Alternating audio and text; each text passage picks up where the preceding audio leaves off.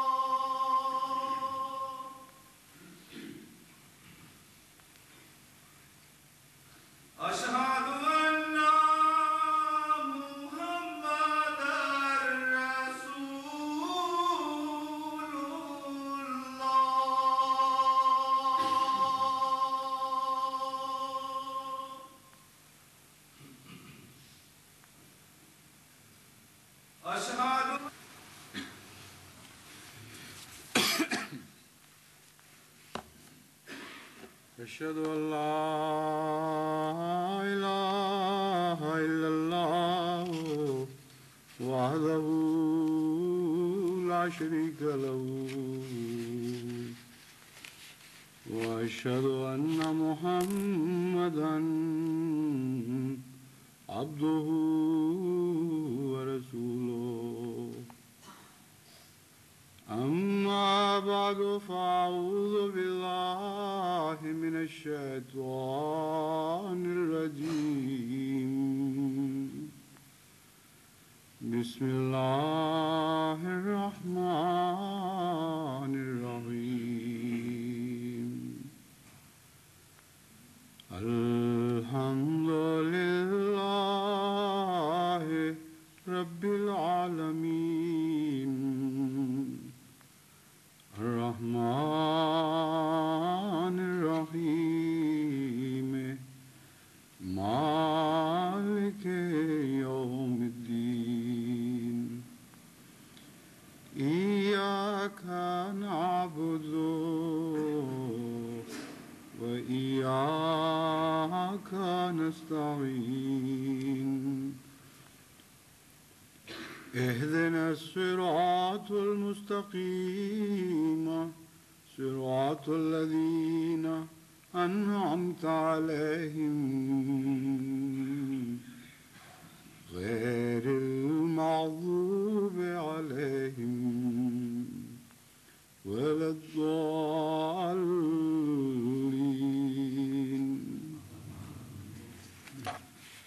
ونادى فرعون في قومه قال يا قوم أليس لي ملك مصر وهذه الأنهار تجري من تحتي أفلا تبصرون أم أنا خير من هذا الذي هو مهين ولا يكاد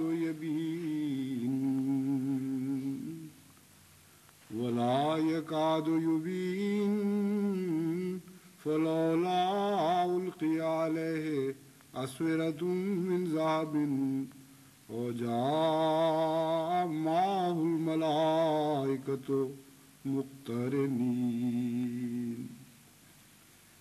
فاستخف قومه فأطاعوه إنهم كانوا قوما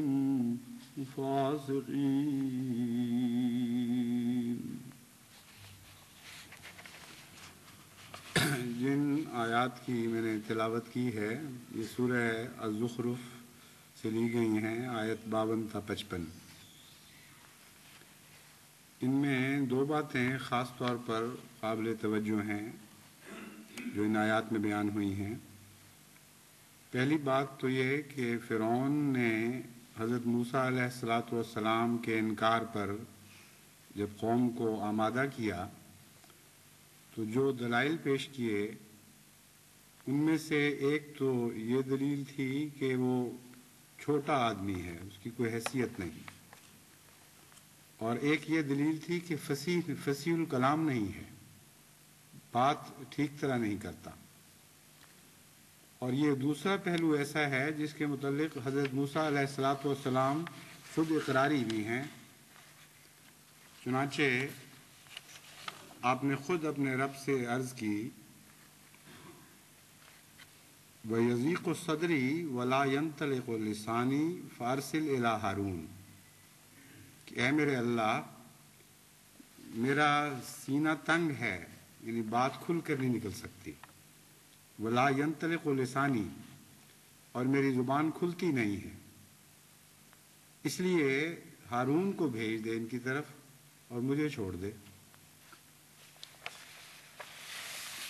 اور بھی دلائل فرعون نے اپنی طرف سے پیش کیے،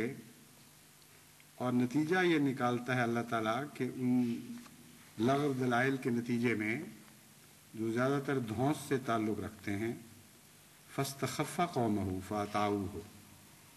اس نے اپنی قوم کو خائف کر دیا، ڈرا دیا، اور اس قوم نے زیادہ تر انکار فرعون کے ڈر کے نتیجے میں کیا ہے۔ انہم کانوا قوما فاسقین، اور یہ فرما کر یہ نہیں فرمایا کہ اس لیے وہ قوم بری و ذمہ ہے، اس کا کوئی قصور نہیں، بلکہ یہ نقطہ بیان فرمایا، انہم کانوا قوما فاسقین، وہ فاسق لوگ ہیں جنہوں نے خوف کے نتیجے میں ایک ظالم آدمی کی بات مانی اور وقت کے نبی کا انکار کر دیا۔ اس میں اور باتوں کے علاوہ یہ بات بہت اہم ہے کہ ظالم لوگ فاسقوں پر ہی حکومت کرنے کی اہلیت رکھتے ہیں اور ان کو دبانے کی اہلیت رکھتے ہیں۔ اگر فسق نہ ہو تو کوئی جابر آدمی اس قوم کو دبا نہیں سکتا، اس لیے ایسے موقع پر استغفار سے کام لینا چاہیے۔ اگر ظالم جابر وقت کا حاکم ہو جائے تو دو باتیں اس کے نتیجے میں پیدا ہوتی ہیں، ایک تو یہ کہ بعض مظلوم، بعض مجبور ظلم کی چکی میں پیسے جاتے ہیں، لیکن اپنی بات نہیں چھوڑتے، اپنے ایمان میں خلل نہیں پیدا ہونے دیتے۔ ان کے متعلق قرآن کریم نے کہیں فاسق کا لفظ استعمال نہیں فرمایا۔ کچھ لوگ ایسے ہیں جو وقت کے حاکم کے دباؤ کے نتیجے میں اپنے دین کو بدل دیتے ہیں، اپنے عقائد کے خلاف بات کرنی شروع کر دیتے ہیں، دل میں جو بات موجود نہیں اپنی زبانوں سے وہ اقرار کرنے لگ جاتے ہیں، اپنے قلموں سے وہ لکھنے لگ جاتے ہیں۔ اس حالت کا نام قرآن کریم نے فسق قرار دیا ہے۔ بہرحال جو مدتوں پہلے واقعہ مصر میں گزرا، اسی قسم کے حالات آج بدقسمتی سے پاکستان میں بھی گزر رہے ہیں، اور وہی دلائل ہیں، وہی بوسیدہ باتیں جو ہمیشہ ائمہ وقت کے خلاف ان کے مقابل لوگ گھڑا کرتے تھے اور جو الزام لگایا کرتے تھے وہی آج دہرائے جا رہے ہیں۔ چنانچہ جو وائٹ پیپر کے نام پر حکومت پاکستان نے جماعت احمدیہ کے خلاف ایک رسالہ شائع کیا ہے، اس میں ایک اعتراض بالکل وہی ہے جو فرعون نے موسیٰ پر کیا تھا، اور وہ لکھتے ہیں، مرزا صاحب عربی الفاظ کے صحیح تلفظ سے قاصر تھے، وہ قریب المخرج عربی حروف کو الگ الگ لہجے میں نہ بول سکتے تھے۔ مثلا قاف اور کاف کو بعض اوقات ان کے ملاقاتی ان کی اس کمزوری پر اعتراض کرتے تھے، مگر مرزا صاحب اپنی صفائی میں کچھ نہ کہہ سکتے تھے۔ الفضل مورخہ 14 ستمبر 1928، یہ حوالہ انہوں نے دیا ہے، اور عنوان ہے اس رسالے کا، قادیانیت اسلام کے لیے سنگین خطرہ۔